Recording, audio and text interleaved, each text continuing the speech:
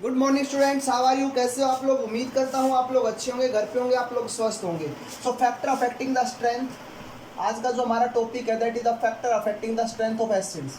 Factor affecting the strength of acids, strength of acid, बेटा ये हमारा आज का टॉपिक रहेगा। इस टॉपिक के अंदर मैं पहली बात करता हूं तो बेटा जितना ज्यादा साइज बड़ा होगा किसी भी कैटायन का या एनायन का, साइज जितना ज्यादा होगा उसकी एसिडिक स्ट्रेंथ उतनी ही ज्यादा होगी। मेरे देखो सभी टॉपिक्स को ध्यान से समझ लेना, मैं फिर क्वेश्चंस करवाऊंगा। दूसरी बात बेटा, इलेक्ट्रोनेगेटिविटी किसी की जितनी ज्यादा होगी वो एसिडिक स्ट्रेंथ उसकी भी उतनी ही ज्यादा होगी। तीसरा बेटा, जिसकी ऑक्सीडेशन स्टेट जितनी ज्यादा होगी उसकी हम लोग बात कर सकते हैं कि उतनी ज़्यादा क्या होगी बेटा, एसिडिक स्ट्रेंथ होगी।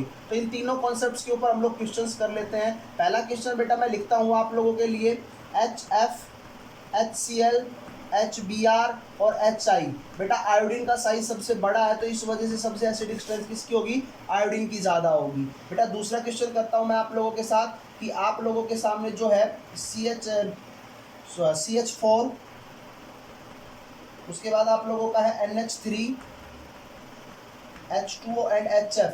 अब बताओ इनमें से सबसे स्ट्रॉन्ग एसिड कौन सा है? तो इनमें से सबसे स्ट्रॉन्ग एसिड हमारा कौन सा होगा बेटा, HF होगा। रीजन क्या है? क्योंकि सर यहाँ पर HF के अंदर फ्लोरीन की इलेक्ट्रोनेगेटिविटी ज्यादा है as comparison to oxygen, nitrogen and carbon. Clear आप लोगों को? तो हम कह सकते हैं सर HF का स्ट्रॉन्गेस्ट एसिड है। दूसरा है बेटा आपके पास HClO4, HClO3, HClO2 और HClO। बेटा इनमें अगर मैं आप लोगों से पूछूं सबसे अच्छा एसिड कौन सा होगा, तो सर यहाँ पर क्लोरीन की ऑक्सीडेशन +7, यहाँ पर +5, यहाँ पर +3 और यहाँ पर +1। तो जितनी ज़्यादा ऑक्सीडेशन स्टेट होगी सर उसकी एसिडिक स्ट्रेंथ उतनी ही ज़्यादा होगी। क्लियर है? दूसरा का एग्जाम्पल ले लेता हूँ बेटा, CH3COOH, CH3COO, not CH2ClCOOH, CHCl2COOH और लास्ट है CCl3COOH। बताओ इनमें सबसे अच्छा एसिड कौन सा है? तो सर जितना ज़्यादा chlorine more electronegative element present होंगे उसकी एसिडिक स्ट्रेंथ उतनी ही ज़्यादा होगी। तो ये सब बातें आप लोगों को पता है। क्लियर आप लोगों को? एक क्वेश्चन और पूछ लेता हूँ बेटा आप लोगों से कि आप लोगों के पास एक HCHOH है, दूसरा है CH3COOH है और एक आपके पास C2H5COOH है। तो बेटा जितने ज़्यादा किसी के अंदर कार्बन एटम, हालांकि कॉन्सेप्ट अलग है लेकिन अभी तक के लिए आप लोग सिर्फ इस बात का ध्यान रखना है कि जितने ज़्यादा किसी के पास कार्बन एटम प्रेजेंट होंगे उसकी एसिडिक स्ट्रेंथ उतनी ही कम होगी। तो हमारे HCH की एसिडिक स्ट्रेंथ सबसे ज़्यादा है, फिर इसकी और सबसे कम बेकार एसिड ये है हमारा। क्लियर आप लोगों को? नेक्स्ट हमारा जो टॉपिक है बेटा वो टॉपिक कौन सा है उसको भी देख लीजिए। अच्छा मैं एक छोटी छोटी बातें और बताने जा रहा हूँ, उनको भी नोट कर लीजिए बेटा। एक होता है प्रोटोफिलिक, कुछ टर्म्स हैं प्रोटोफिलिक। बेटा एक टर्म और है आप लोगों के पास प्रोटोफिलिक के अलावा, that is the protogenic. Protogenic. Next बेटा आप लोगों के पास एक टर्म है एम्फियोप्रोटिक। एम्फीप्रोटिक। ओके। नेक्स्ट है एप्रोटिक। एप्रोटिक। ये कुछ टर्म्स है बेटा, इनका मतलब क्या होता है? प्रोटोफिलिक का मतलब होता है tendency to accept the proton. इसका मतलब क्या होता है? Tendency to accept the proton. Proton को एक्सेप्ट करने की टेंडेंसी होती है इनके पास। क्लियर है? जैसे आपका H2O हो गया, NH3 हो गया, है ना? तो ये जो इनके पास क्या है, H पॉजिटिव एक्सेप्ट करने की टेंडेंसी है। दूसरा है प्रोटोजेनिक।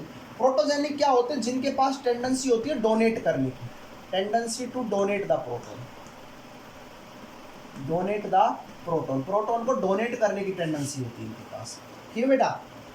एम्फीप्रोटिक, जिनके पास सर दोनों जैसे डोनेट करने की टेंडेंसी किनके पास होती है? HCl हो गया, HBr हो गया, HI हो गया, CH3COOH हो गया।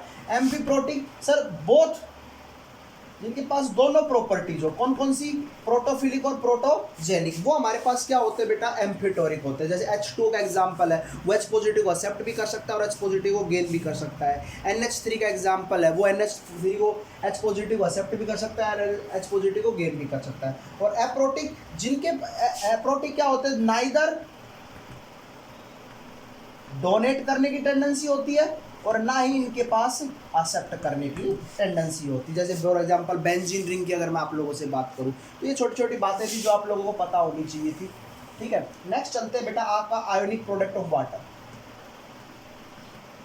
आयोनिक प्रोडक्ट ऑफ वाटर क्या होता है? आयोनिक प्रोडक्ट ऑफ वाटर बेटा देखिए, पहला आप लोगों के पास क्या है, H2O है, तो टूटेगा किस में टूटेगा बेटा, H positive into plus OH negative के अंदर। तो K इक्विलिब्रियम कितना हो जाएगा बेटा बताओ, concentration of H positive into concentration of OH negative into concentration of H2O। H2O को ऊपर लेके जाऊं तो K equilibrium is equal to into में concentration of H2O is equal to concentration of H positive into concentration of OH negative, यही रहेगा। इनको बेटा मैं कॉमनली क्या बोल दूं, KW। तो KW किसके बराबर होगा बेटा, concentration of H positive into concentration of OH negative. और अगर कहीं पर H पॉजिटिव आपका H3O पॉजिटिव की फॉर्म में है तो वहां पर आपका KW किसके बराबर हो जाएगा, concentration of H3O positive into concentration of OH negative. यहाँ पर KW की जो वैल्यू है दैट इज 10⁻⁻⁴। क्लियर आप लोगों को। तो आपने देखा कि K इक्विलिब्रियम किसके बराबर है, कंसंट्रेशन ऑफ H2 किसके बराबर है, KW के। तो आपको पता है K इक्विलिब्रियम गुणा में कंसंट्रेशन ऑफ H2 कितनी होती है, 55.5 इज इक्वल टू KW के बराबर। तो K इक्विलिब्रियम कितना बराबर आ जाएगा बेटा, KW अपॉन 55.5। और KW की वैल्यू भी आप लोगों को पता है तो कितनी होती है, 10⁻⁻14 अपॉन 50.5। तो ये वैल्यू जब सोल्व करोगे तो 1.8 इंटू 10⁻⁻ कितनी आ जाएगी बेटा, 60। तो ये आपका K इक्विलिब्रियम आ गया in the case of ionic product of water के अंदर। क्लियर आप लोगों को। तो ये छोटी छोटी बातें थी जो मैंने आप लोगों के साथ बताई। दूसरा KW आपको पता है इसके बराबर है, तो KW upon concentration of OH negative. तो आप लोग किसकी कंसंट्रेशन निकाल सकते हो, H पॉजिटिव की। अगर H पॉजिटिव को नीचे ले आओगे तो आप कंसंट्रेशन किसकी निकाल सकते हो, OH नेगेटिव की निकाल सकते हो। समझ में आ गया आप लोगों को। ये छोटी छोटी बातें थी जो मैंने आप लोगों के साथ शेयर की। अब लास्ट है बेटा इफेक्ट ऑफ टेम्परेचर। टेम्परेचर का क्या इफेक्ट है इसके ऊपर वो भी देख लीजिए बेटा। जैसे जैसे आप लोग टेम्परेचर को इंक्रीज करोगे, टेम्परेचर को आप लोग इंक्रीज करोगे तो टेम्परेचर को इंक्रीज करने से आपका KW मतलब ionic product of water increase होगा। क्यों, क्योंकि सर टेम्परेचर इंक्रीज करने से आयोनाइजेशन इंक्रीज हो जाता है, नंबर ऑफ आयन ज़्यादा टूटने लगते हैं। आयोनाइजेशन क्या हो जाता है बेटा, इंक्रीज। मतलब आपका H2O और फास्ट टूटने लगेगा। तो फास्ट टूटने लगेगा तो हम कह सकते हैं कि सर इसकी क्या होगी, यहाँ पर आयोनाइजेशन बढ़ जाएगा। तो इसी के साथ हमारा ये टॉपिक आज का कंप्लीट होता है। फिर भी अगर किसी बच्चे को कोई समस्या है तो आप लोग वीडियो के कमेंट बॉक्स में कमेंट करें, वीडियो को लाइक और सब्सक्राइब करें। Okay, thank you, have a nice.